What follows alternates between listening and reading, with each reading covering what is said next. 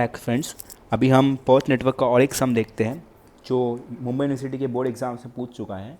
तो यहाँ पे एक क्वेश्चन है, table shows the 3 time estimate of a construction project. हमें एक्टिविटी दी गई है और हमें तीनों जो वैल्यू T0, TM और TP वैल्यू दी दी है। यहाँ पे हमें हमारे पास प्रोबेबिलिटी का टेबल दिया है, हमें प्रोबेबिलिटी का चार्ट दे दिया, प्रोबेबिलिटी फैक्टर और प्रोबेबिलिटी दी है सबकी। हमें यहाँ पे ड्रॉ करना है पर्थ नेटवर्क पहले से पहला। फिर उसके बाद हमें डिटरमाइन करना है the expected project completion time, मतलब टी हमें फाइंड करना है। फिर तीसरे हमको फाइंड करना है what is the probability that the work can be completed in 25 days, मतलब 25 डेज में हमको वर्क कंप्लीट करना है, उसकी प्रोबेबिलिटी कितनी होगी।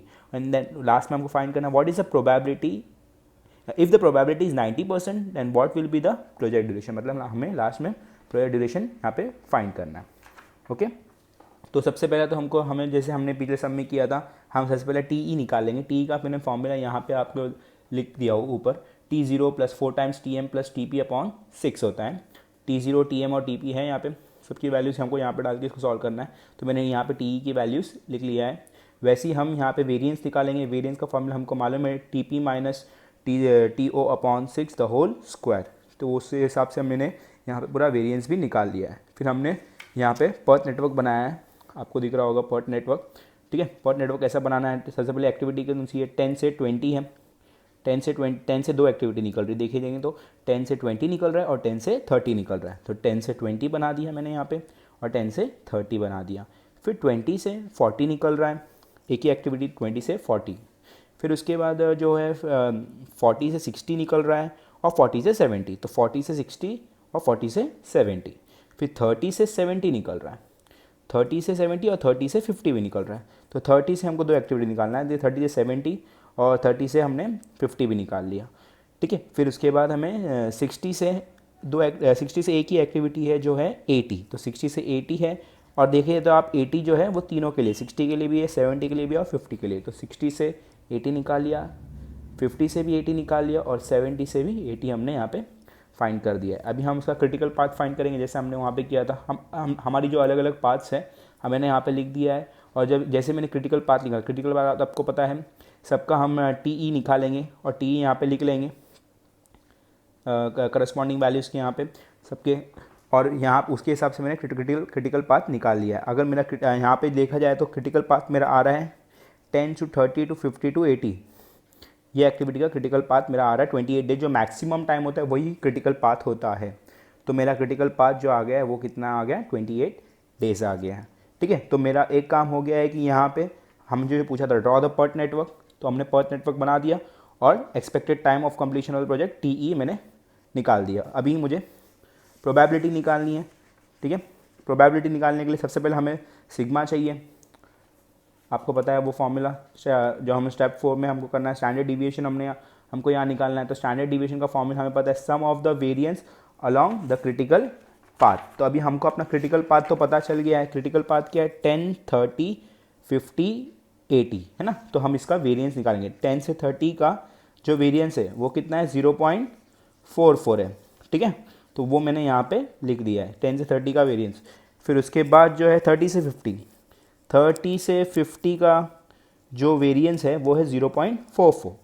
फिर नेक्स्ट जो है 50 से 80, तो 50 से 80 का वेरिएंस कितना है, 1 है। तो यहाँ पे 1 जो है मैंने यहाँ पे लिख दिया, सबको प्लस करके रूट करेंगे तो हमको स्टैंडर्ड डिविएशन मिल जाएगा। ओके, स्टैंडर्ड डिविएशन जब हमको मिल गया है तो उसके बाद हम कैलकुलेट करेंगे स्टेप 5 में प्रोजेक्ट ड्यूरेशन फॉर 90%, जो हमको क्वेश्चन में पूछा है। अगर आप क्वेश्चन देख सकते हो तो आपको यहाँ पे क्या बोला है, what is the probability is if the probability is 90% what will be the project duration. तो वही यहाँ पे मैंने फाइंड किया है। जब हमारी प्रोबेबिलिटी 90% है, ठीक है, प्रोबेबिलिटी 90% के लिए यहाँ पे एक टेबल है, आप देख सकते हो। तो मैं सबसे पहले मैंने यहाँ से तुम्हारा इंटरपोलेशन से मैंने Z फाइंड कर लिया है। Z is your probability factor, वो मैंने फाइंड कर लिया है। आपको ये मैंने इंटरपोलेशन बताया करके पिछले सम में, आप देख सकते हैं वहाँ पे जाके कैसा करना है। ठीक है, 90% के लिए निकालना है।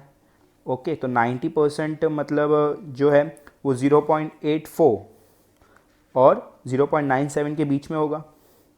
ओके, 0.84 और जो 90% प्रोबेबिलिटी है, जो 90% प्रोबेबिलिटी है वो 0.84 और 0.97 के बीच में होगा। तो मैंने यहाँ पे इंटरपोलेशन कर लिख दिया। मैंने आपको इंटरपोलेशन करके बताया था कैसा करना है इंटरपोलेशन, ठीक है। तो वहाँ से हमने z निकाल लिया, z आया हमें 1.43। अब z आया है तो z का फॉर्मूला आपको पता है कि आगे क्या करना है। z का formula is equal ts minus T upon sigma. ts z जो है हमने यहाँ पे निकाला है 1.43, तो वो वैल्यू यहाँ पे लिखा। ts हमारा अननोन होगा कि नंबर ऑफ ड्यूरेशन, और टी जो है हमारे जो क्रिटिकल पाथ जो आया था, ठीक है, क्रिटिकल पाथ की जो हमने जो निकाला था वो वैल्यू हमको यहाँ पे लिखना है। और सिग्मा तो हमने ऑलरेडी निकाल चुका है 1.37। तो जब ये वैल्यू डाल के हम कैल्सी में सॉल्व करते हैं तो टी एस की वैल्यू हमें आ गई है 29.95 डेज। मतलब जो 90% प्रोबेबिलिटी है उसके हिसाब से अगर काम करना है तो हमारा 29.95 डेज लगेगा हमें। ओके, फिर लास्ट में जो हमको एक क्वेश्चन पूछा है यहाँ पे, what is the probability that the work can be done in 25 days. मतलब अभी हमें टी एस की जगह पे क्या डालना है, सिर्फ 25 डालना है। तो z will be equal to T S minus T upon sigma. तो टी एस की जगह पे सिर्फ हमें क्या डालना है, 25 डालना है। टी की वैल्यू तो हमारे क्रिटिकल पाथ में जो टाइम था 28 वो अपॉन सिग्मा। तो z की वैल्यू कितनी आ गई, माइनस 2.189, ठीक है, माइनस 2.189। तो इसके लिए हम इंटरपोलेट कर लेंगे।